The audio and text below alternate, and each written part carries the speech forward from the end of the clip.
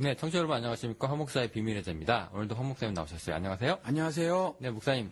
미국 추수감사 시즌입니다. 예. 네, 여기 지금 수요일날 우리 녹음하고 있는데. 칠면조 드셨어요?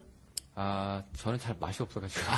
우리 칠면조. 그거 잘하면 맛있어요. 우리 칠면조를 부드럽게 구워가지고, 우리 교회에서, 원래 여기 추수감사절이 목요일이니까, 주일날 우리 나눠 먹었는데 칠면조를 안 드셨군요. 그거 먹어줘야 하는데 먹기는 먹는데 예. 닭이나 칠면조나 저는 뭐 그냥 닭보다 질긴 것도 같고. 그렇군요. 그게 좀 달라요. 그 맛을 알아야 이제 미국에 사는 사람이 되는 건데. 네, 10년 차인데 예. 아직도 모르고 있습니다. 근데 뭐 또 추수감사 다음 날에는 또 블랙 프라이데이라고 그래가지고. 예. 또 여러 가지 또 세일 행사 하잖아요. 예. 네, 그 보니까 한국에 있는 사람들도 좀 미국에 있는 지인들한테 야 그때 세일할 때 내 것 좀 사달라고 막 문의가 폭주를 한다고 하네요. 예, 지구촌 세상이니까 이제 뭐 미국에 있는 거, 유럽에 있는 거 뭐 이런 것들 이제 한국에서 다 알죠. 그래서 그럼요. 이제 뭐 블랙 프라이데이 때는 물건이 싸니까 조금 아마 그러신 것 같기도 하고. 네네, 특별히 오히려 한국에 있는 분들이 더 잘한대요. 그래가지고 뭐 어떤 광고 같은 거 다 꿰뚫어가지고. 예. 그래가지고 이제 미국에 있는 이제 지인분들한테 막 부탁을 한다고 합니다. 예. 그때 이제 한 60인치, 뭐 70인치 이렇게 싸게 한 번씩 나오는 물건들이 있는데. 네. 그런 거 하나 사면은 이제 그게 복인가요? 갑자기 복 얘기 나와가지고, 예, 의아하실 텐데. 예. 네. 오늘 우리 복 얘기를 좀 해보려고 사실. 예. 네, 이런 얘기 합니다. 예. 네, 보니까, 미국에서도 갓브레스 아메리카라고 있잖아요. 예. 그거, 어떻게 보면 저는 미국에 살지만 굉장히 듣기 싫은 말 중에 하나인데. 예. 저는 그게 이제 하나님이 미국을 축복한다는 얘기가 굉장히 이기주의 지상, 미국 그렇죠. 지상주의. 그렇죠. 예. 그게 굉장히 이기적 발상이에요. 네, 막 그렇게 들려가지고요. 예. 성경에는 절대로 하나님 한 특정 국가를 전폭적으로 지지하거나 또 애정 표현을 하신 적이 없어요. 예. 그러니까 이스라엘도 자기들이 오해하고 있는 부분이 바로 그런 부분이거든요. 하나님 일부러 덜어는 완악하게 하시기도 하고 뭐 그런 건데 구원의 채널로 사용하시기 위한 건데 자기들만 구원받았다고 하고 자기들에게 성전 주셨다고 하고 자기들에게 하나님께서 말씀 주셨다고 하면서 자기들을 특별한 어떤 민족으로 스스로 여기고 있단 말이죠. 근데 사실은 그건 성경에 대한 굉장한 오해예요. 그래서 이렇게 God bless America 이전에 한국에서 그거 있었죠. 뭐 구약시대 선민은 이스라엘이고 신약시대 선민은 한국이다. 뭐 이런 것들. 이 네네. 사실은 국수주의에 쩔은 그런 굉장히 사실은 비성경적이며 불신앙적인 말이죠. 그러면은 미국 혼자서 그냥 김치국 마시는 거네요. 갓브레스 아메리카. 김치국 마시는 거면 좋은데 그런 생각을 가지고 사실은 지금도 우리 방송엔 나지 않지만 뭐 며칠 전에 뉴스에 보니까 말이죠.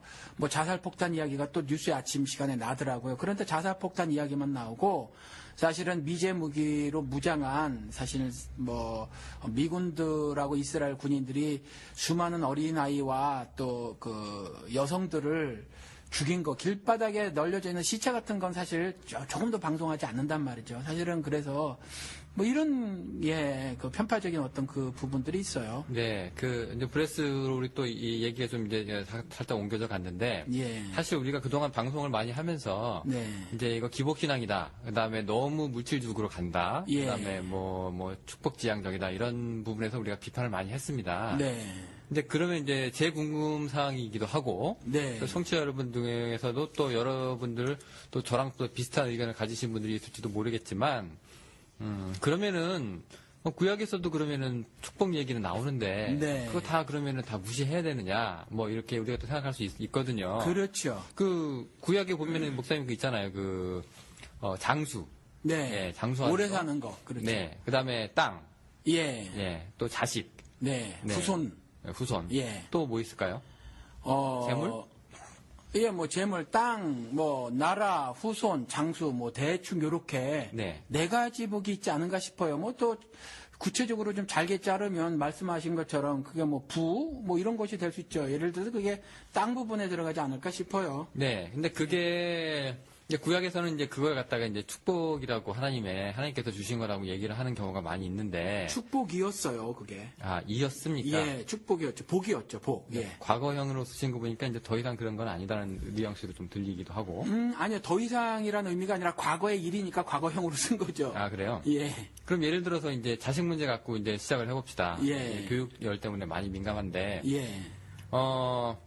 자식이 없는 한나가 예. 하나님한테 가서 성전에 가서 이제 운단 말이에요. 예. 자식 달라고. 예. 그래서 하나님이 줘요. 네. 예. 그러면 이제 자식이 얻는 것보다 있는 게 나으니까 그게 이제 예. 하나님의 축복이라고 이제 성경 이제 소개하잖아요. 네. 네. 그러면 이제 오늘날에 이런 걸 보면 예. 이 불임 부부들이 불임으로 사는 거 말고 예. 이제 자식을 갖는 것이 이제 하나님의 복이냐 예. 이렇게 또 우리가 적용시킬 수 있거든요. 예. 이런 문제는 어떨까요? 글쎄 그 부분은 그러니까 성경에 있는 것이라고 할지라도 우리 미국 사람들은 generalize라는 단어를 쓰는데 일반화 혹은 보편화를 시킬 수 없는 것들이 있어요. 이런 거랑 똑같죠. 축구 경기에서 양쪽 팀이 서로 이기길 바라면 하나님께서 어느 편을 들어주시겠는가 언젠가 한번 말씀드린 것 같기도 한데. 둘 다 기도하면. 예, 네. 그런 거랑 똑같이 말이죠. 예를 들어서 이제 한나가 기도를 했는데 아들을 봤단 말이에요. 그러면 당시에 모든 그 이스라엘 그 아버지와 어머니들은 전부 다 아들을 바랬어요. 아들 선호 사상이 있었죠. 그럼 이스라엘 사람들이 전부 아들을 달라고 한다고 하나님께서 예스 그러셨겠냐는 거예요. 그래서 보편화 혹은 일반화 시키지 못할 것들이 있다라는 거죠. 그거 같은 경우는 한나의 그 기도를 들어보면 한나가 정확히 알고 있었는지 모르지만 기도라는 것이 성령의 도움을 받아서 하는 거니까. 그런데 한나의 기도를 보면 하나님의 구속 사역을 찬미하고 감사하는 그 기도가 있거든요. 그래서 그 부분은 그렇게 해석을 해야지 한나가 아들을 낳고 또 사무엘을 통한 하나님의 어떤 그 구속 사역의 전개 거기에서 종으로 사용되어짐 이런 것들 차원에서 이해를 해야지 아들을 낳기를 바랬더니 아들을 하나님께서 주셨다 이런 식으로 일반화 보편화 시키는 것은 성경을 잘못 이해를 하는 거죠. 저도 지금 결혼 생활한 지 좀 오래됐는데, 저도 이제 개인적으로는 아직 이제 애가 없거든요. 근데 이제 교회에 가서 이제 하면 사람들이 이제 결혼한 지 얼마나 되셨어요? 왜 애가 없어요?부터 시작을 해가지고, 이제 그럼 기도해. 한나를 봐. 이렇게 나오기 시작을 해요. 그렇죠. 예, 그 다 아는 얘기가. 그런 것들이 기복신앙이에요. 아, 그게 기복입니까? 예. 그러면 그럼 기복이 아니려면 어떻게 돼요? 그러면은 이제, 자식이랑 상관없이 나는 그냥 축복받은 거를 알고 그냥 그렇게 살면 되는 건가요? 아니요. 자식이 있든지 없든지 상관없이 오늘 하루 내 삶이 하나님 중심의 삶이냐 아닌가. 그러니까 하나님께서 말씀하셨을 때 그것이 내 이성과 충돌하고 지금까지 내가 알고 있었던 그 모든 것들 그걸 하나님께서 율법이라고 하시는데 그런 것들이라든가 또 내 경험과도 충돌하고 하더라도 하나님의 입으로부터 나오는 모든 말씀을 사는 것 그것이 복이에요. 그러니까 자식이 있어서 복일 수도 있고요. 자식이 없어서 복일 수도 있어서 예를 들어서 욥 같은 경우가 그게 극명한 예인데 다 있었거든요. 재산도 굉장히 많았고, 또 식솔도 많았고, 또 자손들도 많았단 말이죠. 그랬을 때 하나님을 잘 섬겼어요. 당대의 의인이라고 그랬으니까. 그런데 사탄이 접근을 하잖아요. 하나님 당신 들어보시오 하면서 한 것이 저가 저렇게 풍족한 삶을 살고 있으니까 신앙생활을 하는 거지라고 말을 하잖아요. 저가 저렇게 풍족한 삶을 사니까 저걸 복이라고 여기고 있으니까 그러니까 저가 복이라고 여기고 있는 걸 다 걷어가 보자. 그래도 그럴 것인가 그랬을 때 하나님 그래 봐라 그러는 거거든요. 그래 봐라. 그래서 자식들도 다 죽고요. 아내는 막 저주를 퍼붓고 그 다음에 식솔들도 그렇고 가진 재산 다 날아가 버렸거든요. 그럼에도 불구하고 하나님을 신앙했다는 거죠. 주시는 이도 거두시는 이도 하나님이시라 이렇게 고백을 하고 이와 같은 모든 일들이 하나님께서 나를 정금 즉 천국 갈 수 있는 책망받을 것이 없는 자로 만들기 위함이었다라고 말을 하고 하나님을 여전히 찬양하더라라는 거거든요. 그러니까 자식이 있느냐 없느냐 이런 것들이 복이 아니라는 거죠. 그러면은 예를 들어서 이제 구약 같은 경우에 보면은 이렇게 하나님께서 축복하신데 내 자식들을 화살의 전통에 꽉 찬 화살 같이 해주겠다 이렇게 근데 그런 의미로 보면은 이게 어떻게 보면은 자식들이 좀 없는 것보다 있는 게 그래도 예, 그렇죠. 복이 뭐, 아닐까. 그러니까 아브라함을 통해서도 그렇게 말씀을 하셨다는 거죠. 뭐 하늘의 별로도 얘기하고 또 모래 알로도 얘기하고 뭐 이렇게 말씀을 하셨거든요. 창대하게 될 것이다 이렇게. 네네. 그런데 그 창대하게 되는 것이 중국이나 인도처럼 사람 많아지는 걸 얘기하는 게 아니라는 거죠. 그러면 중국이 하나님의 복을 받은 나라고 인도가 하나님의 복을 받은 나라라는 거죠. 또 무슬림 국가 인도네시아도 인구가 많잖아요. 그런 나라가 복을 받은 거지. 그러니까 거기서 창대라는 의미가 단순히 그냥 바이올로지컬 그러니까 숫자가 아니에요? 예, 생물학적으로 그 자손을 많이 남을 말하는 것이 아니라는 말씀이죠. 그럼 혹시 뭐 간략하게 그럼 뭐 뭘까요? 그러니까 하나님께서는 성경 내내에서 말씀하시고 계시는 것이 그 자신의 하나님 나라가 확장됨을 말하고 있거든요. 그래서 하박국 선지자를 통해서 사실은 하나님의 말씀대로 살지 않는 이스라엘을 하나님께서 그냥 버려두심으로 인해서 근동에서 아수르가 강국이 돼서 이스라엘을 치고 또 바벨론이 강국으로 자라나서 또 유다를 치고 하거든요. 이와 같이 사실은 육신적 이스라엘을 멸망시켜버리신다라는 거죠. 그러니까 그런 것 자체로 복이냐 아니냐가 아니라는 거예요. 그 사람들이. 그런데 그때도 하나님이 말씀하신 것이 뭐라고 말씀하셨냐 하면 그와 같은 왜곡된 일이 벌어졌을 때 하박국 선지자가 마음이 아프고 또 도대체 영적으로 이해가 안 되니까 하나님께 따져 물었다는 거죠. 이게 말이 됩니까? 그리고 따져 묻는데 그때 하나님께서 이렇게 말씀하셨다는 거죠. 물이 바다에 넘친같이 내 영광을 아는 지식이 온 세상에 편만하게 퍼질 것이다. 그러니까 하나님의 영광을 아는 지식, 하나님의 영광을 아는 지식이 온 세상에 퍼질 것이다라는 말은 하늘 뜻이 이 땅에서 편만하게 이루어질 것이다. 넓게 이루어질 것이다. 완성되어질 것이다. 라는 말씀인 거거든요. 그러니까 창대하게 되리라라는 것도 하나님의 그 말씀이 조금도 빠짐이 없이 부족함이 없이 땅에서 완전하게 이루어질 것이다. 그 말씀을 하신 거라는 거죠. 그러면은 이제 그 숫자 개념은 아니다. 수 개념은 절대로 아닙니다. 그러면은 우리 보통 보면은요. 우리 여기 얼마 전도 수능도 있었지만 예. 한국에 이제 수능은 굉장히 큰 이제 나라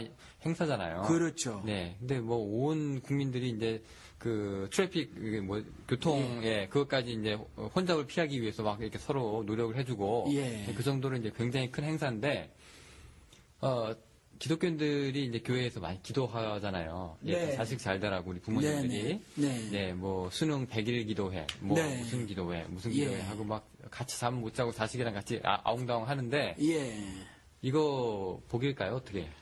잘못된 기도를 하는 거예요. 예수 그리스도께서 가르쳐 주신 그 기도에도 그런 장면이 나오지도 않고 좋은 대학교를 갔느냐 마느냐로 하나님의 복이냐 아니냐를 말할 수 없고 요번에 그 뭐 고3 선생님들이 학생들에게 썼다는 편지가 있더라고 인터넷에 보니까.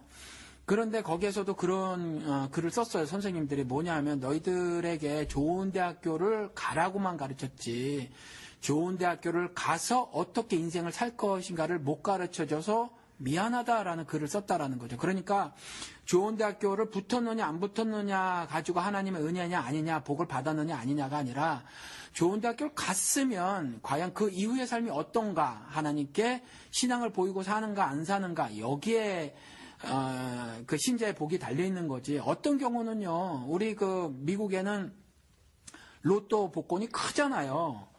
뭐 1억 불, 뭐 심지어 어떨 땐 2억 불, 3억 불까지 올라간 적이 있는데 그럼 돈이 얼마예요? 굉장히 큰 돈인데 그거 받은 사람들이 오히려 정말 인생이 망가진 사람들이 뭐 90몇 %라 그러죠.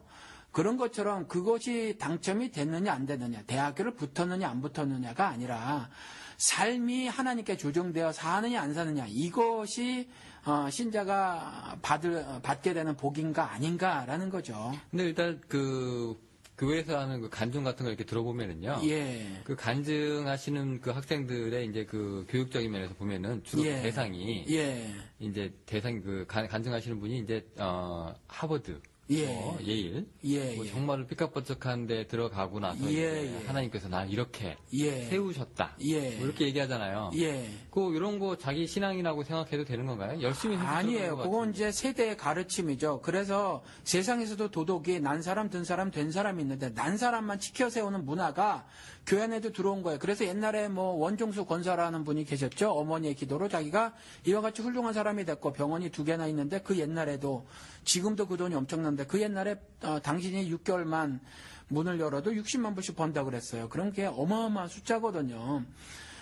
그런데 그분이 돌아다니면서 사실은 증거했던 게 어머니의 기도였거든요. 하나님의 역사하심이 아니었다라는 거죠. 그리고 그와 같이 잘 먹고 잘 살게 된 것을 증거하러 다녔다는 거죠. 그래서 여전히 우리가 교회에서도 초청 강사로 모시는 거 보면 요즘에 또 많이 불려다니시는 분이 그 뭐죠? 세계 뭐 은행인가 뭐 부총재로 올라가셨다는 예. 분, 뭐 네네. 그분이 그렇게 불려다니시고 그분도 여전히 계속해서 자신이 어떻게 그렇게 그 높은 자리에 올라갔는가라는 것을 증거하고 말이죠. 그 다음에 자기가 얼마만한 신앙생활을 하는가. 그분이 신앙생활을 했다는 거 보니까 양떼기 신앙이었어요. 자기는 무슨 수를 써도 2시간씩 새벽 기도를 하며 그 다음에 세계 어느 나라에 있어도 자기 모교에 가서 주일날은 꼭 가서 교회 예배를 드린다 이거였거든요. 그거 하고 하나님 섬기는 거하고 뭐 그리 예를 들어서 소명과 동시에 사명을 받는 건데 말이죠.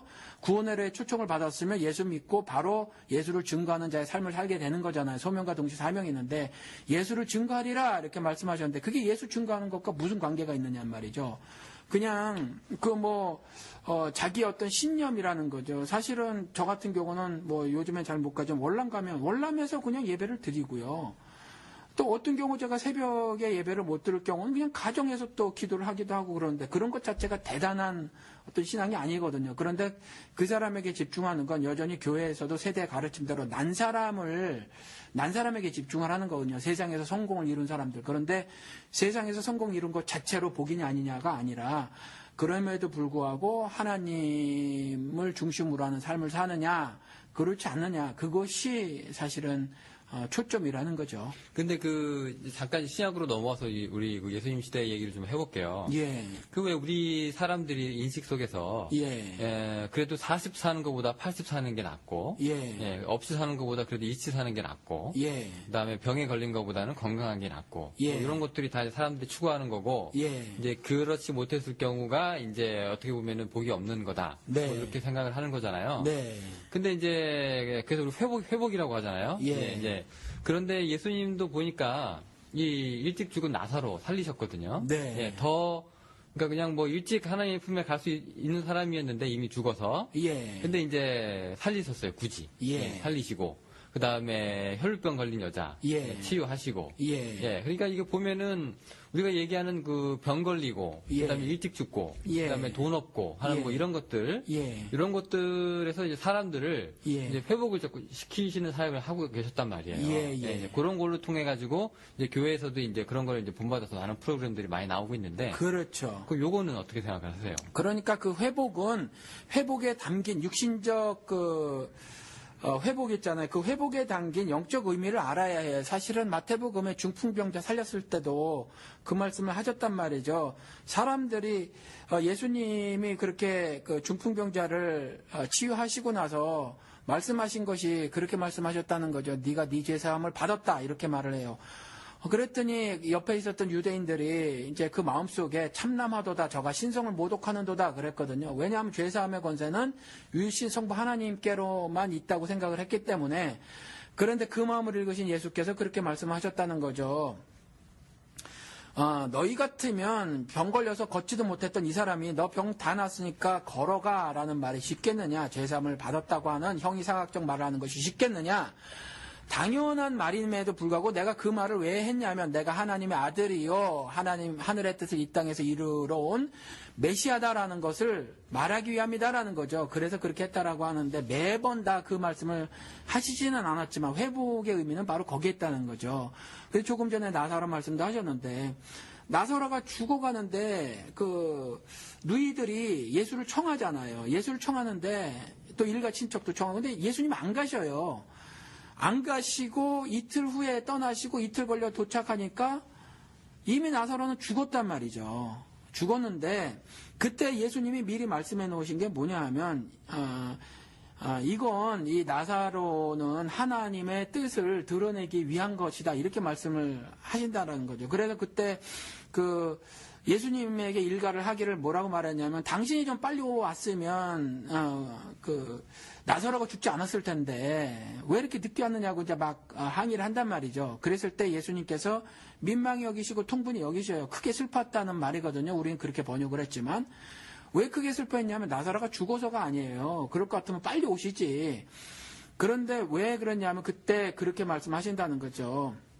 내가 부활이고 생명인 것을 네가 믿느냐? 그거 믿지 못해서 그랬거든요. 기본적인 신앙이에요. 그러니까 목숨하고 생명하고 다른데 그저 목숨 길게 연장하는 것, 연장시키고 싶은 그 마음을 질책하신 거예요.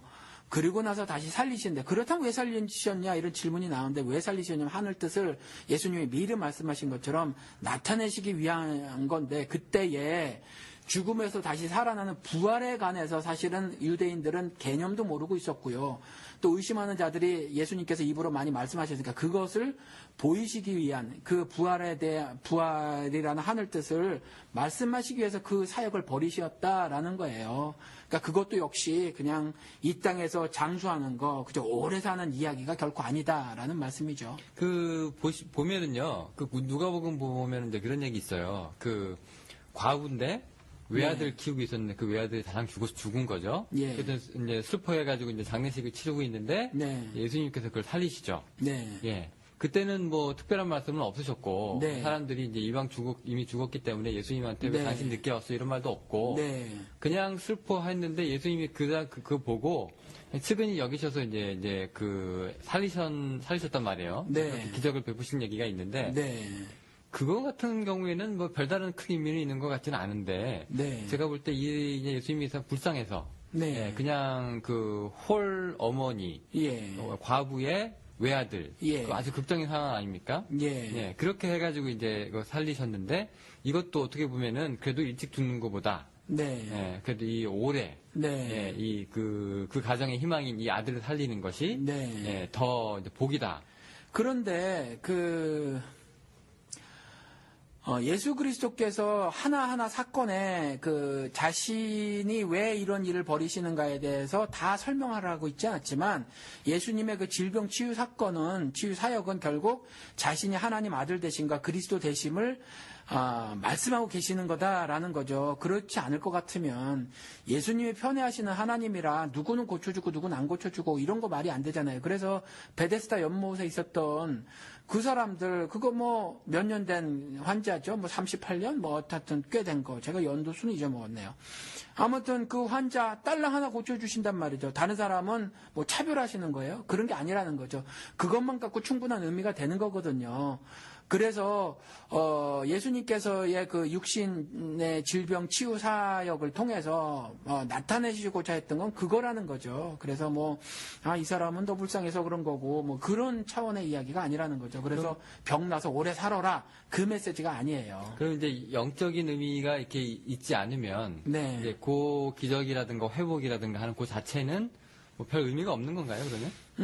어떤 사람은 오래 살기도 하고 어떤 사람은 그렇지 않기도 하거든요. 기독교 역사가 오래됐고 말이죠. 예수 당시에도 그랬단 말이죠. 그리고 그 이전에 구약 시대도 마찬가지로 믿음의 선진들이라고 다 오래 사는 것도 아니고 어떤 사람은 예를 들어서 아브라함 같은 경우도 그 부부도 연수가 달랐다는 말이죠. 그렇죠? 그리고 또 일찍 죽을 수도 있고 욥 같은 경우는 그와 같이 엄청난 일을 당했단 말이죠. 그리고 욥의 아들들은 뭐예요? 아들들은 아버지보다 더 일찍 죽었거든요. 그러니까 이 땅에서 사는 그 연한의 수 있잖아요. 그것이 궁극적인 복이 아니다라는 거죠. 그건 그럴 수도 있으나 그렇지 않을 수도 있다라는 거죠. 예, 그러면은 우리가 예를 들어서 이제 요즘 웰빙 운동 많이 일어나고 있잖아요. 네. 예, 그러니까 좀 더 오래 살고 좀 더 건강하게 살고 예. 그리고 조금 더 이제 행복하게 살고 이런 운동 요즘 많이 일어나고 있는데 네. 그럼 우리가 기독교적인 시각에서 이런 거를 이제 무조건 이거 하나님의 뜻이 맞다 아니다 이렇게 판단하기 전에 네. 뭔가 좀 이걸 볼 수 있는 기준이 좀 있었으면 좋겠는데 네. 예, 교회에서 그 웰빙 운동을 일으킨다는 거는 말이 안 되지만 그래도 은연 중에 많은 목사님들 설교 중에 네. 웰빙하고 연결된 것들이 굉장히 많잖아요. 그러니까 하나님의 하늘 복음을 전하는 것을 중심으로 해서 웰빙 운동을 벌이든지 뭐 다른 어떤 운동을 벌이는 건 저는 괜찮다고 생각을 해요.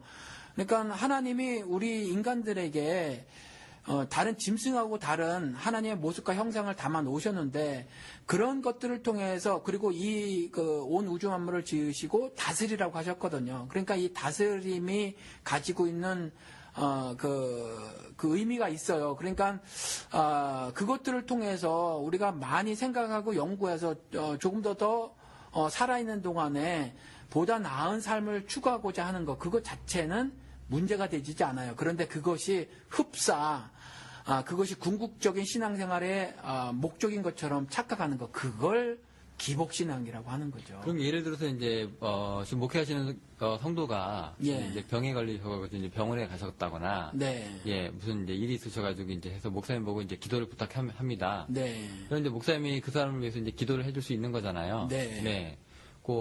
그렇게 되면은 그거는 예. 이 사람이 병을 낫기를 바라는 거고 네. 또 좀 어떤 뭐 정신적으로나 뭐 재정적으로나 이제 불안한 환경이 있는데 네. 그걸 좀 이렇게 빨리 헤어나올 수 있는 네. 방법을 좀 찾게 해달라고 하는 그런 것도 이제 기도를 청하면 네. 그것도 기복이 되는 건가요? 예, 실제 경우가 있었는데 한평생 이제 뭐라 그러나 이전에 뇌졸중 뭐 이런 걸 한번 쓰러지셔가지고 반신불수가 되신 그 자매님을 제가 한번 알고 있어요. 그런데 그분이 너무 몸이 이제 오랫동안 아팠기 때문에 10대 초반서부터 아파왔었기 때문에 사실은 몸 전체가 이제 약하거든요.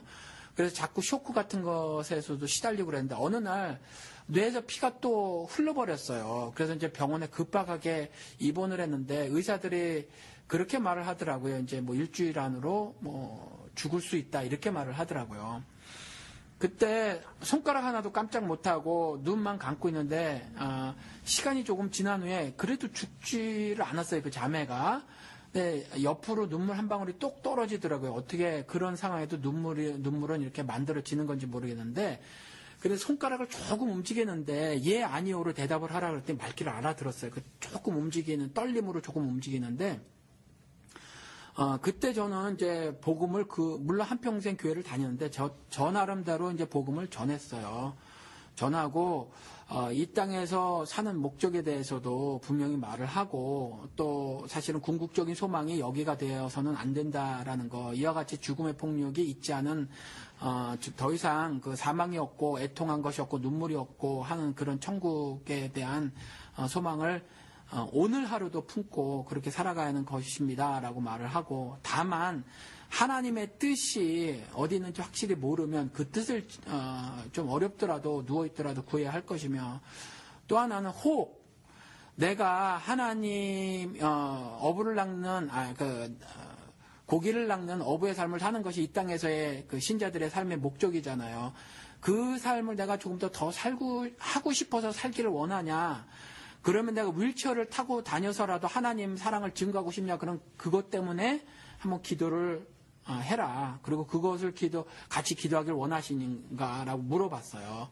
그랬더니 그렇대요. 그래서 하나님 1년만 살려주시면 내가 좋은 간증거리가 되지 않겠어요? 그러니 1년만 살려주세요. 라는 기도를 하기를 이제 제가 그렇게 말했더니 그렇게 소원을 한다 그러더라고요. 그러니까 더 이상 그분은 이제 2년이나 3년 이야기도 하지도 않은 거예요. 그래서 같이 그런 기도를 한 적이 있는데 그냥 단순히 병에서 낫게 해주세요라는 건 저는 하나님의 뜻을 그 개별적 어떤 사안에 대해서 잘 몰라서 그 기도는 제가 개인적으로 못해요. 살려주세요 하는 기도는 못한다는 거죠. 그러면 예를 들어서 이제 누구 하나가 이제 비즈니스를 창업을 합니다. 예. 목사님 불러요. 보통 네. 이제 목사님도 신방할 때 이제 다 그런 뭐 기도 많이 요청을 받잖아요. 네. 예, 우리 사업 잘 되게 우리 창업했으니까. 네. 예, 무슨 뭐 처음에 차 사고 무슨 뭐 고사 지내듯이. 네. 예, 목사님도 불러가지고 그런 기도 요청하고 그러는데. 예. 가서 기도해 주세요라고 그 요청 받으시면 갑니까? 안 가요. 뭐라고 거절하세요, 근데? 예, 저는 그런 기도 요청은 굉장히 난감하니까 목사가 그런 기도 요청을 받으면 뭐 기도를 안 해줄 수도 없고 하면 불신앙인데 난감하니까 그런 기도 요청을 하지 마십시오. 그랬더니 기도 요청을 하지도 않습니다. 그런 기도 요청을 하지도 않고, 엄청나게 많이 팔린 액자 있잖아요. 네 시작은 미약하였으나 네 나중은 창대하리라. 그게 사실은 욕기. 그게 마귀가 한 말이거든요. 근데 그 뭣도 모르고 그걸 목사님들이 갖다 걸어주고 하거든요. 아마 이거 방송에서 한번 얘기한 듯 싶어요. 지나가면서 한번 했어요. 지나가면서 한번 했는데, 저는 그런 기도 요청을 하지 않습니다. 사업 잘 돼서 불신앙적인 모습을 보일 수도 있고요. 사업이 안 되는데 신앙을 회복하는 경우도 있고, 우리 교회에 그런 한 분이 계시거든요.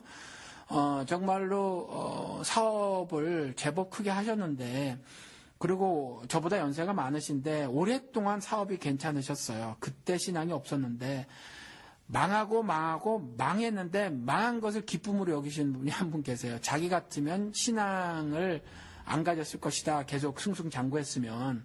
그렇게 말씀하시는 분이 계셔요. 그러니까 사업 잘 돼서 그것이 신앙적 복이 되는 경우도 있겠지만 그것이 또 해가 되는 경우도 있을 수 있어요. 그래서 또 우리 그 교회 집사님처럼 사업이 망했는데 신앙적으로 하나님과 더 오히려 가깝게 되는 놀라운 역사가 있을 수도 있어서 사실은 그것이 잘 되느냐 못 되느냐는 전혀 개별 또 다른 이야기라는 거죠. 그건 전혀 뭐 복이냐 아니 하늘 복이냐 아니냐하고는 관계가 없어요. 그럼 보통 우리 목사님들 중에 이제 주 목회 활동 중에 하나가 신방인데 이런 쪽으로 많이 불려 다니시잖아요. 네. 뭐 아픈 사람들 가서 위로해 주시고 네. 또 사업 시작하면 또 축복도 해 주시고 네. 뭐 여러 가지 있는데 이런 거 별로 이제 보시기에 별로 이렇게 달갑지 않으시겠어요?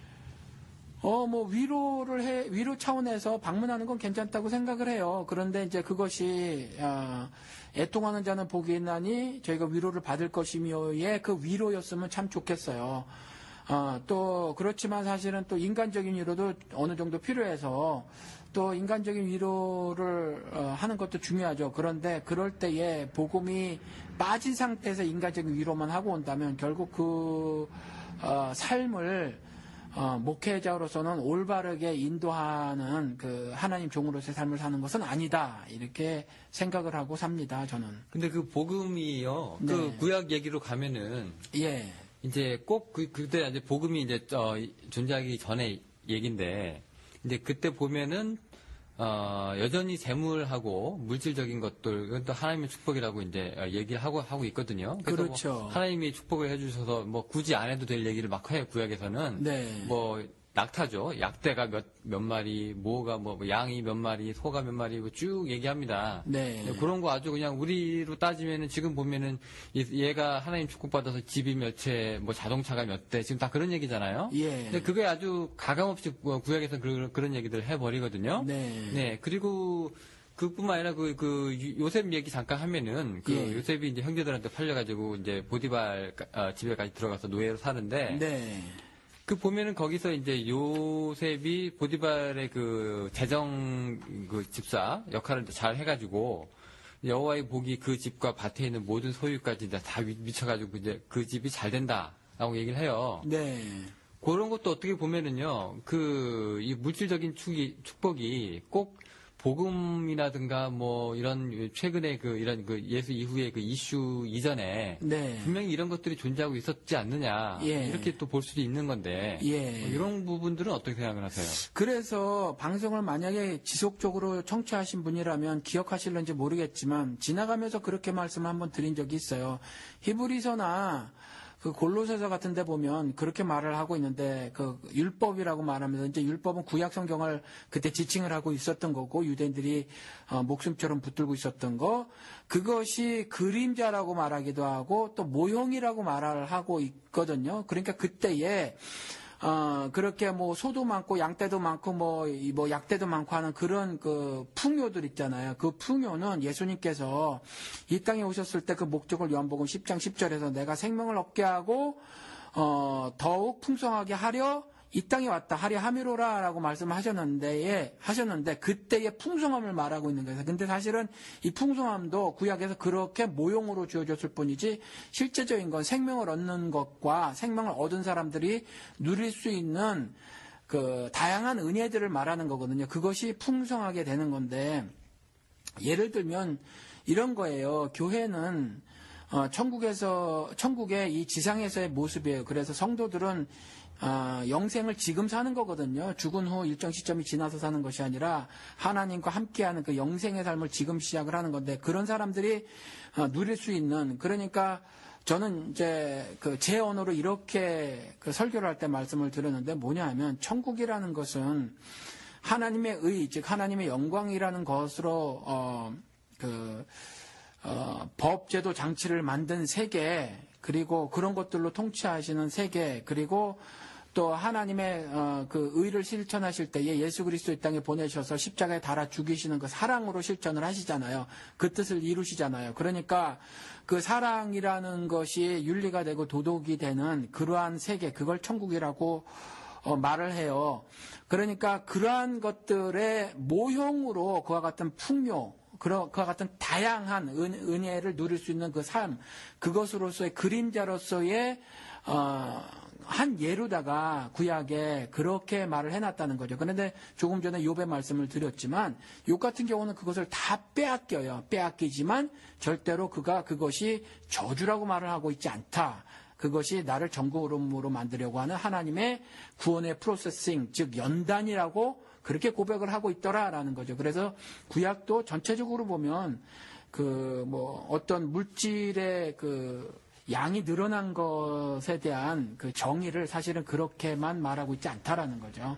근데 그 요셉 이야기 같은 경우에 보면은요. 예. 이 보디발이 축복받은 거는 솔직히 구약에서 얘기하고 있는 거는 이제 보디발이 뭔가 특별히 잘해서가 아니고. 예, 그렇죠. 예, 요셉 하나 잘 들어왔다는 거. 예. 요셉 이전에 뭐 재정 맡은 사람이 개판을 쳤든. 예. 네, 그렇게 해서 이제 요셉이 성실하게 그 임무를 다 수행을 해가지고 이렇게 된 건데. 예. 근데 이것도 이제 축복이라고 얘기해서 덩달아 축복을 받는 거죠. 예. 이것도 복이라고 얘기를 하고요. 예, 예. 근데 이제 보디발 같은 경우에 이제 보디발 재산이 원래 있던 집인데 더 잘 뭐 재산이 증식을 했다. 예. 이런 거는 솔직히 얘기해서 이제 요셉의 긴 여정에 예. 그 형제들을 구원하고 이집트로 팔려가고 한 이런 여정에 그냥 한 부분일 뿐인데도 예. 요셉이 그로 인해서 보디발이 이제 복받았다고 굳이 얘기를 하고 넘어갑니다. 예. 네.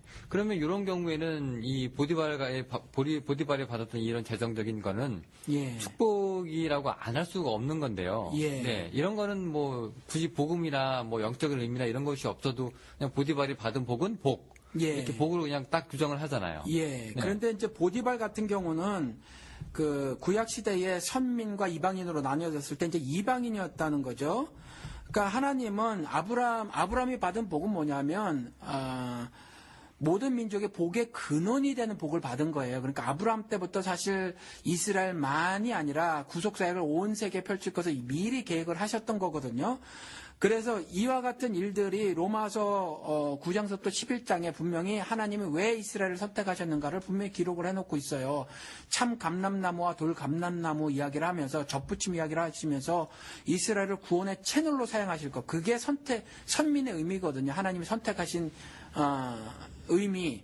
그 의미인데 뭐 이스라엘은 오해하고 있었죠. 자기들만 뭐 구원을 받을 자며 자기들에게 그래서 말씀을 주셨고 그리고 자기들에게 성전을 주셨다고 이제 그렇게 오해를 하고 있고 지금도 그래서 그쪽에 가서 그 둥그런 지붕 있는 거 그거 갖고 싸우고 있고 막 그런 거거든요. 그걸 문자적으로 이해를 해서. 근데 실질적으로 하나님은 이방인에 대한 구속 사역을 펼치실 것임을 이미 아브라함을 통해서 말씀을 해놓으시고 신약에 그렇게 말했고 바울을 세워서 그걸 구체적으로 이루시는데 그때에 그 구속 사역을 진행해 나가는 과정에 간간히 계속 그걸 보여주셨다는 거죠. 요나 경우도 니느웨 사건도 마찬가지고 이 보디발도 요셉을 통해서 애굽에 가게 하시고 그렇다는 거죠. 그래서 애굽에 간 요셉이 그렇게 말을 해요. 형제들이 팔아버렸잖아요. 그런데 그게 실제 사건인데 겉으로 드러난 건 형제가 팔아서 간 거지만 그게 사실은 요셉의 고백에 의하면 신앙 고백에 의하면 걱정하지 마라 근심하지 마라 나를 팔았다고 내가 요셉의 총리가 돼서 당신들 복수할 것이 아니요 내가 사실 애굽에 온 것은 하나님이 구원 사역을 이루시기 위해서 나를 이 땅에 당신들보다 먼저 보낸 것이다 라고 하면서 요셉이 그 땅에 간 이유를 말해요. 그때에 벌어진 사건 중에 하나가 보디발 얘기인데 보디발이 요셉을 통해서 그 부가 축적되기 이전에 이미 부자였었다라는 거죠. 이때 얻었던 부자는 시편 73편에 나왔던 악인의 흥함이에요. 악인의 흥함.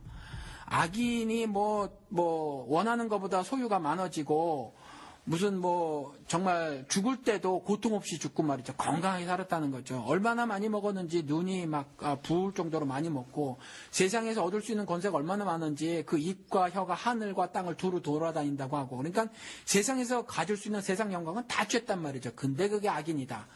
그런데 거기서 의인 하나 또 나오는데 의인은 맨날 책망이나 듣는다는 거죠. 그런데 그래서 자기가 시험 받아가지고 미끄러질 뻔했다. 그러니까 넘어질 뻔하였으나 결국 자신이 멸절되지 멸망당하지 않을 것을 보고 그리고 나중에 종국에는 악인이 멸망당할 것을 보고 자기가 다시 신앙을 회복한 기록이 시편 73편이라는 거죠. 그러니까 보디발 같은 경우는 요셉을 만나기 이전에 축적된 부는 악인의 부였고요. 그다음에 요셉을 통해서 그 보디발 가정에서도 여전히 요셉이 하나님의 사람임을 요셉이 드러낸단 말이죠. 그리고 보디발의 고백에서도 그때 구약 시대에는요, 그 이방인뿐만이 아니라 이스라엘 민족까지도 유일신 하나님이 아니라 뭐 어떤 사람들은 그렇게 말을 해요.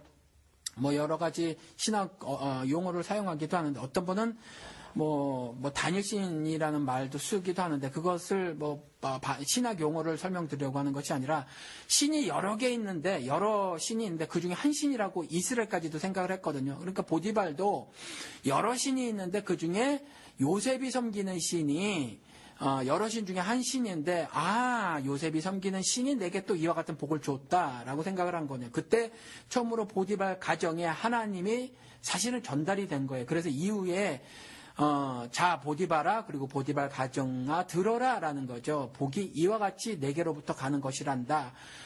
여러 신 중에 하나가 아닌 유일신 나로부터 전달되어지는 거란다라는 메시지가 전달되는 역사 기록이 그 기록이라는 거예요. 그러면은 그 당시 보디발이요. 예. 그러면 내 재산이 이렇게 불어났네. 네. 그러면은 요셉이 네가 들어와서 그렇구나. 네. 널 보니까 네가 너희 신을 잘 섬기고 있는데 네. 너희 신이 이렇게 위대한 줄 인지 알았노라. 네. 뭐 이렇게 연결고리가 형성이 되는 거예요. 그러면? 그렇게 형성이 되고 그렇게 기록이 쓰여져 있죠.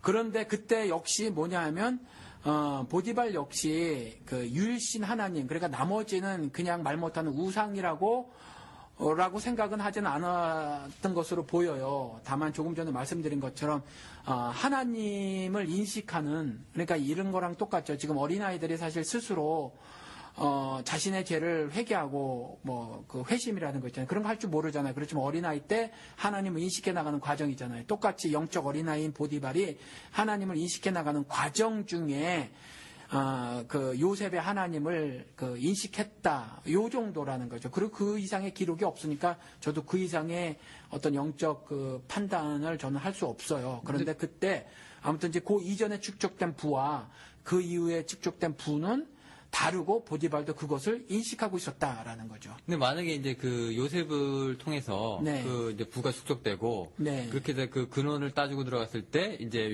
요셉이 섬기고 있는 그 여호와로 네. 인해서 이제 이렇게 부를 받았으니 네. 참 여호와가 감사한 신이로구나 네. 라고 하면 되는데 네. 이 사람 입장에서는 지금 보면은요 네. 우리도 마찬가지로 지금 이 상황에도 그대로 적용할 수 있는 게 네. 그러면 여호와는 재물을 갖다 주는 신이네?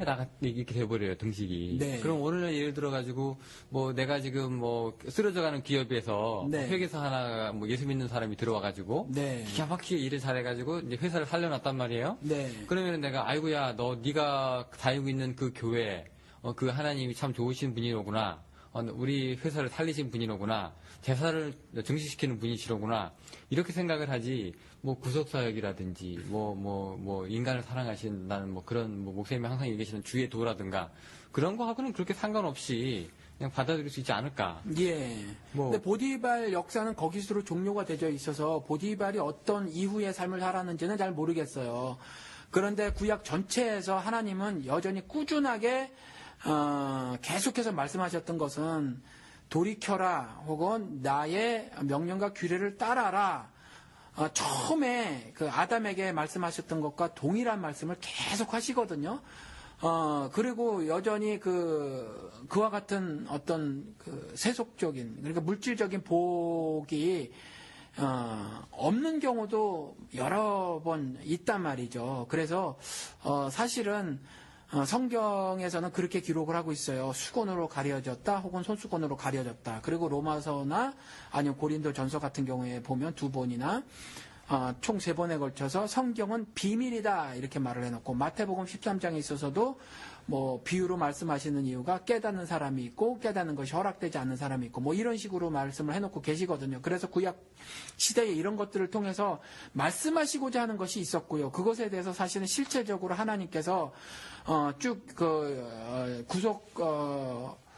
그러니까 하나님이 자신의 뜻을 드러낸 그걸 계시라고 하는데 그 계시가 발전되어 오는 과정에서 처음에는 어떤 족장들을 아브라함, 이삭, 야곱들을 사용하시고 뭐 제사장 세워서 하시기도 하시고 전하시기도 하시고 선지자 또 이후에 왕들 왕정 국가가 있을 때 왕들을 들어 사용하시기도 하는데 이들을 통해서 꾸준하게 하나님은 자신의 말씀에 절대적으로 복종해서 살아야 할 것임을 사실은 구약 내내 말씀하고 있다는 거죠. 그래서 잘못 보면 계속해서 그리고 긍정이 너무나 살기가 힘들어서 그런지 긍정 메시지가 교회를 뒤덮고 있잖아요. 사실은 긍정적인 마인드로 살아가는 것 자체가 하나님의 복음이 아니란 말이죠. 그런데 아무튼 그런 시각으로 성경을 내내 보고 하나님이 실질적으로 말하는 것에 대해서 귀를 막고 살으니까 거기에서 그런 것들만 추출해내서 봐라 이와 같이 하나님이 뭐 소도 주시고 양도 주시고 뭐 오래도 살게 해주시고 땅도 넓게 해주시고 가나안 땅과 같이 젖과 꿀이 흐르는 뭐 옥토도 주셨고 그게 옥토의 개념이 아닌데 말이죠. 차라리 애굽의 그 삼각주가 더 옥토인데 말이죠. 그런 식으로 막 해석을 해버리시고 자 이와 같이 봐라 장수했다. 예수 시대에도 예수님이 질병 치료했잖아요. 이렇게 전부 다 육신적인 그러한 것으로 해석을 하는데 분명히 예수님께서도 말씀하셨다는 거죠. 내 나라는 이 세상의 나라가 아니다라고 말을 해놓고 또 하나님의 나라의 일은 로마서에서도 이와 같이 육신의 일이 아니다. 뭐 먹고 마시는 일이 아니다. 뭐 이렇게 말씀을 로마서 14장에서도 해놓고 있으셨다라는 거죠. 그래서 결국 그것에 담겨져 있는 의미, 그것이 비밀이고 그것을 사실은 근데 우리가 지금 방송 제목이 비밀 해제잖아요. 사실은 이미 해제된 비밀이라는 거죠. 성경을 이미 우리 손에 쥐어주셨으니까. 그래서 사실은 성경에서 그렇게 비밀이라고 해놓고 있고 그 비밀을 이미 해제시켜 놓으셨음에도 불구하고 깨닫지 못해서 그렇게 이해를 하고 있는 것이라는 거죠. 자, 그러면 현대적 이해를 좀 해볼게요. 네. 자, 내가 이제 회계사입니다. 네. 여기 미국에 이제 CPA들이 많잖아요. 예, 이제 절세 뭐 이렇게 좀 관리를 좀 해주고 재산도 좀 이렇게 관리를 해주고 그럽니다. 상담도 하고 조언도 하고요. 근데 이제 내가 모델을 요셉으로 삼아요. 그래서 네. 이제 그렇게 홍보를 합니다. 네. 크리스찬 CPA 믿고 맡겨주세요. 여러분의 재산을 증식해드립니다. 최선을 다해서 양심껏 여러분을 도와드립니다. 뭐 이렇게 합니다. 네. 그럼 요런 거는 어떻게 긍정적으로 생각을 할 수 있을까요? 아니요, 그건 악한 행동이에요. 그러니까 하나님 이름을 팔아서 재산을 증식시켜주겠다. 이건 좀 그렇죠. 그러니까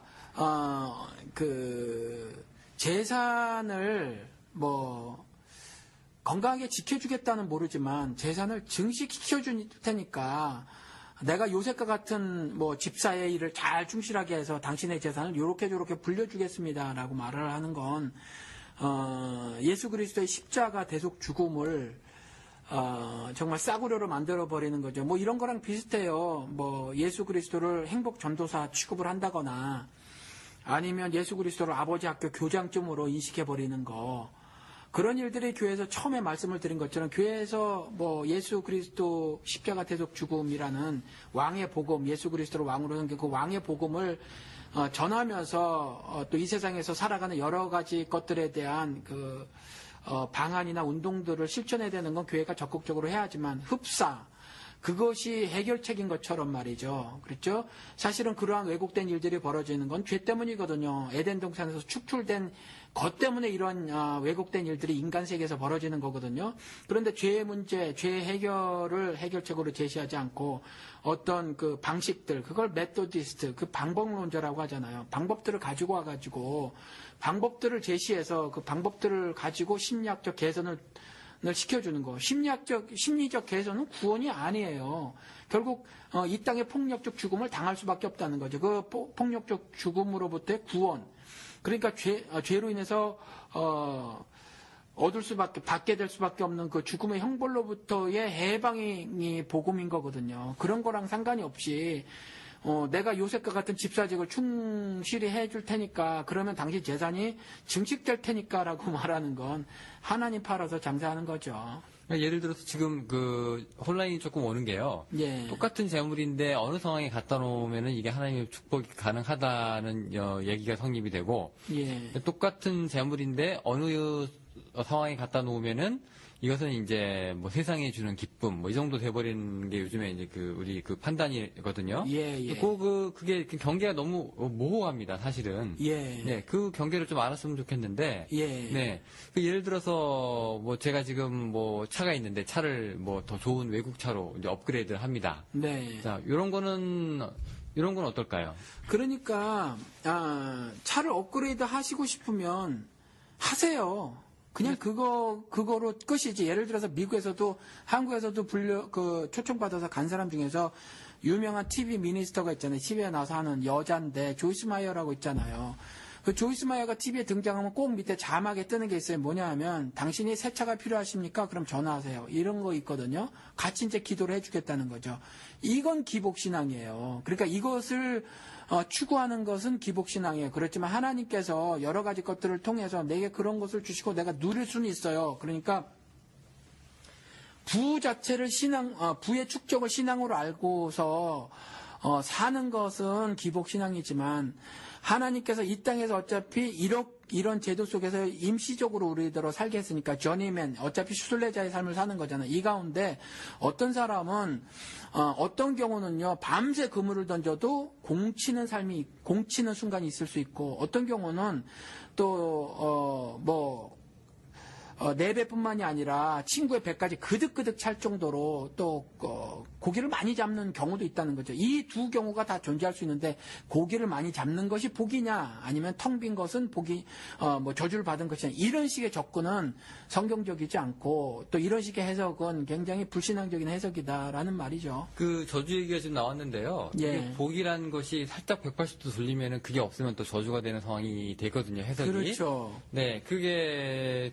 그 지진, 뭐 화산, 예. 뭐 여러 가지 뭐 있잖아요. 예, 예. 그 샌프란시스코 그때 그 몇 년 전에 큰 지진 났을 때 예. 많은 목사님들이 그 동성애를 인정하는 저주받았다고 그랬죠. 네네. 이게 한국 목사님들이 더 심하게 말했어요. 네, 그게 소돔 예. 고모라 얘기하듯이 이제 그렇게 얘기를 하셨는데, 예. 자 그거 그 저주라고 생각할 수 있는 건가요? 원론적으로는 이래요. 에덴 동산에서 내쫓긴 이후에 건설된 세상, 그러니까 건설된 세계, 인간이 죄로 죄인이잖아요. 죄인인데 그 죄인의 머리로 고안된 법제도 장치, 그리고 죄인의 심정으로 만든 윤리 도덕, 이걸 세상이라고 말을 하죠. 그러니까 성경에서의 세상의 의미는 하나님이 지으신 그 자연세계를 말하는 것이 아니에요. 이 세상은 어차피 왜곡된 삶을 살 수밖에 없어요. 말씀드린 것 같이 폭력적 죽음을 당할 수밖에 없는 세상이고 또 솔로몬의 고백에 의하면 어차피 학대당하는 세상이라는 거죠. 그러니까 이런 원론적인 측면에서 이런 부조리나 왜곡된 것들은 모두 죄 때문에 맞아요. 그런데 하나하나 건수를 가지고 와서 예를 들어서 내가 100일 기도를 드렸더니 40일 철야를 했더니 이런 복을 받아. 이거가 말이 안 된다는 것하고 또한 이런 물질복을 받았다고 하면 말이 안 된다는 것하고 동성애 때문에 샌프란시스코에 지진이 났다라고 하는 거 이런 거 말이 안 되는 것이 뭐냐면 이건 성경만 묵시인데 자신들이 또 다른 묵시를 쓰고 있는 거예요. 그러면 샌프란시스코보다 범죄가 더 많은 뉴욕에는 왜 지진이 안 일어나요? 그러니까 이런 단세포적인 말씀 그리고 10몇 년 전에 오클라호마에서 독초가 그 풀사에 자라난 적이 있어서 소가 떼죽음 당한 적이 있었거든요. 거의 20여 년 전에. 그러면 그때 그 오순절 계통의 교회들이 막 그런 이야기들 했어요. 말세가 왔다. 말세하고 마지막 때하고 그 성경적 그 개념도 잘 이해하지 못했던 것 같은데 마지막과 말세는 달라요. 마태복음 24장에 나온 것처럼. 처처에 기근이 나고 무슨 예수라 스스로 칭하는 자들이 막 나타나고 난리와 난리 소문을 듣겠고 이거는 말세 때 얘기지 아직 마지막은 아니니라서 그냥 마지막이 아니거든요. 말세 때는 예수 초림 이후 그리스도 재림 이전에 세계는 말세라고 하는데 마지막 개념으로 말세라는 단어를 쓰면서 그때 마지막이 올 것처럼 이렇게 말을 했단 말이죠. 그러니까 이런 일들은 이건 그냥 또 다른 묵시를 쓰는 거예요. 그래서 그것 때문에 샌프란시스코가 지진이 났다는 등, 일본에 그때 그 쓰나미가 왔었나요? 그거 왔었을 때도 한국에 있는 목사님들이 다신교라 그렇죠. 예, 잡신들이 많은 일본이라서 벌 받았다 그렇게 말을 하는데 그렇지 않아요. 성경에는 그렇게 기록이 되어 있지 않으므로 그 사람들은 자신들이 또 다른 하나님의 그 묵시를 쓰고 있는 것이다. 자신들이 하나님이 돼서 그렇게밖에는 성경적으로 이해를 할 수 없습니다. 그러면 이제 복하고 저주의 기준이 이제 꼭 성경에 그리고 그 중에서도 이제 신약에 우리가 좀 더 접근할 때 이제 좀 더 정확해진다. 뭐 예. 이런 건가요? 구약에도 이미 분명하게 말씀을 해놓고 있었어요. 그런데 신약에 있어서 좀 더 교리화된, 그러니까 선언적 말씀들이, 진술들이 많이 있죠. 그래서 좀 이해하기가 편하죠. 그런 것에 차이만 있을 뿐이지, 어차피 신약만을 갖고 본다고 하더라도, 이해 못하는 사람은 여전히 이해를 못하기 때문에, 사실 구약만을 가지고도 충분한 메시지가 되며, 또 신약만을 가지고도 그것이 분명한 메시지라는 거죠. 목사님 얘기를 이렇게 들어보면은요. 예. 그 한 가지가 좀 걸리는 게 좀 하나 있는데. 예. 그게 뭐냐면 이제 인간이 자신의 그 행복을 찾아가는 것 자체가. 네. 지금 죄일까라는 이제 생각이 좀 들 때가 있습니다. 그렇죠. 사람이 태어나면은 뭐 결혼도 해야 되고 뭐 네. 집도 있어야 되고 네, 차도 네. 있어야 되고 네. 그다음에 인간답게 살아야 되고 마실 물도 있어야 되고요. 네. 예, 이런 것들이 어떻게 보면 인간의 그 기본권하고 같은 거잖아요. 예. 그 언어의 자유도 있어야 되고. 예. 근데 이런 기본권인데 요것도 이제 행복이란 자체, 그다음 자기보다 나은 나 예. 이걸 추구하는 것에 이제 들어가게 되면 이것도 어떻게 보면 범죄라는 얘기가 될 수 있는데 네. 예, 그것조차도 이게 문제가 되는 겁니까 그러면? 아니요. 그런 것들은 예를 들어서 하나님께서 이 온 우주 만물을 지으시고 일반적으로 부어주신 질서라는 은혜가 있어요. 그러니까 그것을 누리는 거예요. 그러니까 그거는 하나님을 신앙하지 않는 사람들도 동일하게 추구하는 것이고 누릴 수 있는 하나님이 주신 복이에요. 그건. 그런데 그 복은 이 땅에 사는 동안에 그냥 육신이 누리는 복에 불과해요. 그리고 어떤 사람들은 사실 살다가 그 복을 누리지 못하는 경우도 있어요. 저도 사실은 여기 그 얼바인이라고 캘리포니아에 있는 그 병원에 그 방문을 한 적이 있는데 거기 그 병원에 채플린의 인도를 받아서 방문한 적이 있는데 미숙아가 태어났는데 정말 끔찍한 경우인데 막 얼마 안 돼서 태어난 거예요. 몇 개월이 안 돼가지고 제가 그쯤 몇 개월인가는 잊어먹었는데 굉장히 일찍 태어나서 아기 피부가요 거의 그 자주 색깔이에요. 근데 이 아기의 생명을 담보하지 못한다는 거죠 의사들이. 그러면 그 가운데 죽는 경우도 있고 또 다른 한 환자를 봤는데. 남편이 화상을 입고 아내가 크리스천인데 옆에서 기도를 하고 있어요. 근데 남편이 화상으로 이제 뭐 죽을 거예요. 지금 목숨 붙어 있었는데 제가 그때 그분을 본 거예요. 그분 같은 경우는 갓 30이 넘었었다라는 거죠. 그렇게 죽는 경우도 사실은 있어요. 그러니까 어떤 인간들이 만들어 놓은 세계에서 낙원, 즉 천국, 더 이상 눈물이 없고 사망이 없는 그런 세계가 아닌 곳에서 벌어질 수 있는 해도 있어요. 그 해를 받지 않고 살아가는 경우도 있는데 어차피 이 땅에서는 이와 같이 모순되고 왜곡된 삶인데 일반적으로 주신 은총들이 있다는 거죠. 이것을 누릴 수는 있지만 결국 이 은총만 누리고 살고 하나님이 결국 이 땅에 독생자 예수 그리스도를 이 땅에 보내셔서 자신의 죽음과 연합되고 그래서 부활에 동참하는 그와 같은 신앙적 모습을 보이지 않는 경우는 결국 궁극적으로는 영생을 누리지 못하기 때문에 단순히 이 땅에서 그걸 철학에서는 쾌락주의라고 하잖아요. 배고프면 먹으려고 하고 졸리면 자려고 하는 그 쾌락을 추구하는 거라고 말하잖아요. 또 더 나가서는 어떤 정신적인 욕구를 충족시키려고 하는 그 쾌락주의라는 거죠. 그 쾌락이 지금 요즘엔 이제 행복이라는 단어로 이렇게 쓰여지고 또 아리스토텔레스도 행복이라는 단어를 사용을 했고요. 그래서 그런 것들을 추구하는 것 자체가 악한 범죄는 아닌데 그것이 흡사 복음인 양 하는 건 거짓말이라는 거죠. 그래서 그 악마라는 거, 마귀라는 거가 영어로 데블이고 데블은 그 그리스 언어로 헬라어라고 하는 거 디아볼로스, 거짓말쟁이라는 말이라는 거죠. 그래서 교회에서 그런 거짓말을 하면 안 된다는 거죠. 행복 추구가 우리 사람들이 궁극적으로 추구해야 할 것처럼 말하는 거, 그거가 잘못됐다라는 거지.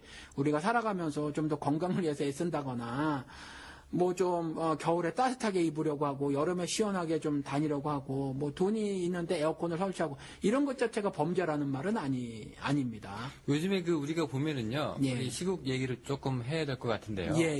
이게 그 오늘 어젠가요? 그저께 이제 개신교도 참여를 하기 시작을 했는데, 예. 네, 지금 뭐 국정원 사건부터 시작을 해서 댓글 다 이제 이제 많이 이제 그런 사건들이 언론을 터지고 있습니다. 예. 네, 사실 터지고 있는 건 아니고 인터넷으로 아름아름 언론들은 이제 뭐 침묵하는 경우가 좀 많아서. 예. 네, 근데 이렇게 보면은 이 뭐 천주교의 그 정의구의 사제단이라든가 이런 분들이 지금 이제 박근혜 뭐 퇴진도 막 얘기를 하고 그러거든요. 예. 이 사람들은 하는 것들은 이렇게 보면 이렇게 복음하고 그렇게 관계가 있는 것 같지는 않고요. 네. 어떻게 보면 이 사회의 모순을 풀어내기 위한, 네. 또 이 사회의 양심을 조금 지켜내기 위한 네, 네. 또 다른 지금 사회보다는 조금 더 나은 사회, 예. 사회의 안녕, 사회의 예. 번영. 어떻게 보면은 목사님께서 얘기하시는 가치들하고 되게 상반되는 그런 걸 예. 수도 있는데 예. 무의미하는 것처럼 보이기도 하고요. 네. 한시적이고 제한적이고, 네, 네. 이 땅의 것이고. 네. 근데 또 실제로 또 목사님께서는 또 적극적으로 뛰어드시잖아요. 네. 이런 것이 옳다고 하시면서. 네, 네, 이런 것도 그러면 어떻게 보면 그게 모순돼 보이죠? 예, 사회의 안녕, 개인의 번영, 또 다른 나, 예. 국민들의 살 권리, 네, 행복 추구 네. 이거랑 좀 자꾸 관련이 자꾸 있어 보이거든요. 저는. 예. 네. 그게 이제 민중신학이라는 거, 해방신학이라는 거 기독교계 내에서도 뭐 그쪽이랑 비슷해요. 그리고 또 이번에 WCC가 있었잖아요. 그쪽에 적극 참여한 사람과 또 극렬하게 반대를 보였던 사람들이 양분되었었단 말이죠. 그쪽에 적극적으로 참여했던 사람들 역시도 이제 그런 비슷한 생각을 갖고 있는 것 같아요. 그런데 이게 달라요. 예를 들어서 뭐 아프리카에 가서 이제 우물을 파주잖아요. 그러면 어느 방송에서 보니까 담비팀이라고 있더라고요. 그 우물을 파주고 왔어요.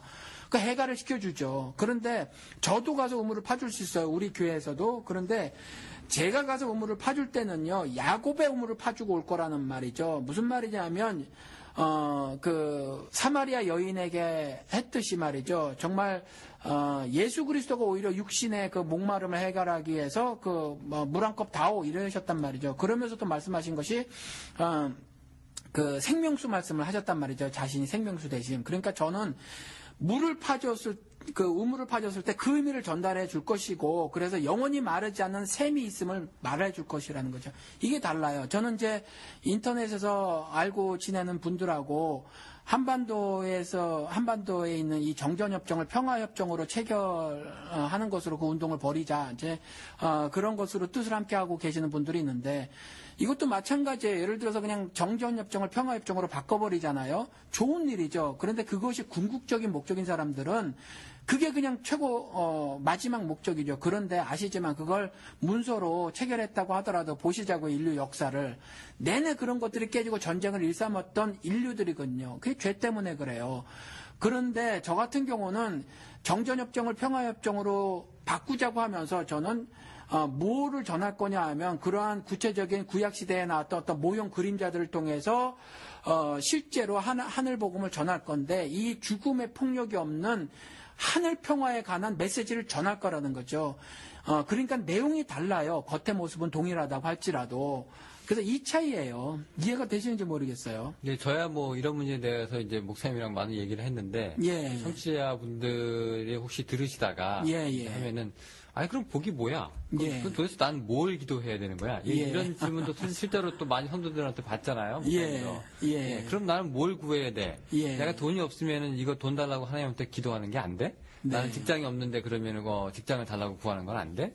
그럼 나는 뭘 해야 돼요? 이제 다 이제 해체시키고 나면 네. 하면 이제 그때 이제 우리가 개인의 뭐 행복이라든가 뭐 안녕이라든가 이런 거 말고 그러면 우리가 기도해야 될 사항은 뭘까요? 그러면 우리가 정말로 하나님한테 요청할 수 있는 것들. 예. 그래서 요즘에 우리 교회에선 또 그 주기도문 강해를 하고 있는데 처음에는 하늘에 계신 우리 아버지요 그렇게 하라는 거거든요. 그래서 뭐 신명기 말씀이나 이런 걸 통해서도 처음에 말씀을 드렸지만 하나님은 하늘이라는 개념 안에서 설명되어지는 분이 아니에요. 그래서 하늘에 계신 하나님이라고 말했을 때 하나님이 하늘이라는 예를 들어서 뉴욕에 있는 맨션 아파트 같은 거 져놓고 말이죠.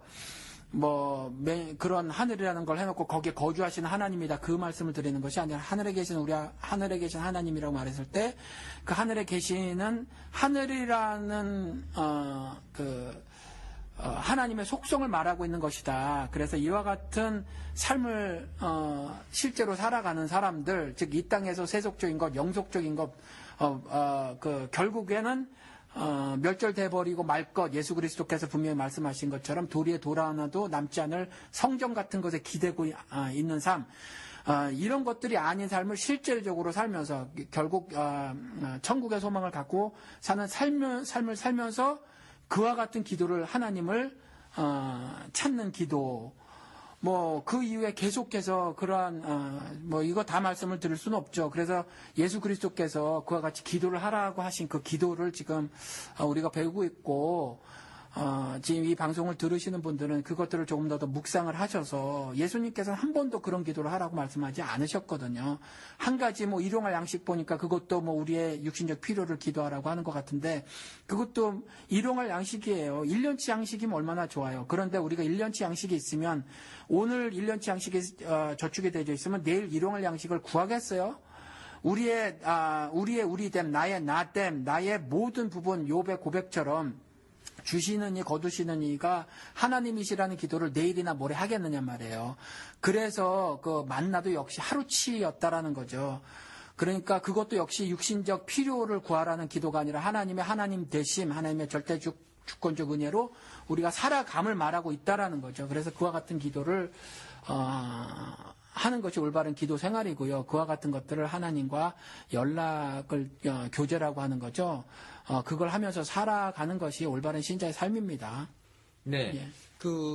오늘 사실 저희가 이제 이런 얘기를 한 게, 그동안 저희가 지금 에피소드가 이제 12회째가 다 돼가는데요. 이제 항상 우리가 이제 저건 잘못됐다, 저것은 옳지 않다, 저것은 문제다라고 항상 얘기할 때, 이제 그 화살을 이제 저희한테 돌리게 되면, 네. 그럼 이제 니네는 무엇을 오리지널로 보느냐, 니네는 무엇을 옳은 것으로 보느냐. 예, 본질로 보느냐, 예, 무엇이 그렇죠. 변치 않는 것이냐, 그럼 니네 생각은 뭐냐라고 이제 청취자들이 저희들한테 이제 물어볼 수가 있잖아요. 그렇죠. 예, 그런 것 중에 하나가 이제 그런 기복신앙을 뭔지 한번 정의를 해보자 해서 예. 한 게 이제 오늘 이 시간을 마련을 한 건데, 혹시 뭐 또 다른 글쎄요, 저는 지금 오늘 같은 경우 시험 보는다는 입장으로 나왔어요. 사실 좀 두려움도 떨림도 조금 있었어요. 왜냐하면 제가 성경을 그리 많이 딸딸딸 외우고 있는 성격도 그런 것도 아니고, 또 요즘 초기 치매가 왔는데 자꾸 까먹어요. 그래서 오늘 또 우리 영호 씨가 옆에서 무슨 성경 구절을 갖고 와가지고 이거 뭡니까 저거 뭡니까 할까봐 약간 겁도 나기도 했는데, 뭐 생각나는 대로 일단 말씀을 드린 것 같아요. 뭐 이런 부분들은 사실 끝도 없이 더 많은 이야기들이 필요할 거라고 생각이 되는데, 왜냐하면 이것들이 이스라엘도 계속 고민이었고, 왜냐하면 이스라엘도 하나님을 안 섬긴 게 아니거든요. 섬기면서 바알을 섬겼다는 거죠. 그리고 성경에 분명히 기록되어 있듯이 하나님을 바알로 알고 여긴 경우도 있고, 그래서 스스로가 바알이 아니라고 하나님 말씀하시기도 하고 말이죠. 그러니까 지금도 이런 일들이, 교회도 마찬가지였고 이런 일들이 현대에도 진행이 되어져서 하나님이라는 이름의 바알을 섬기는 어떤 교인들의 모습들이 굉장히 많이 보이거든요. 이 부분들을 계속해서 구약 시대에 또 지적을 하신 거고, 그래서 돌이켜라 그랬던 거였거든요. 그 호세아서 한마디 요 말씀 더 할까요?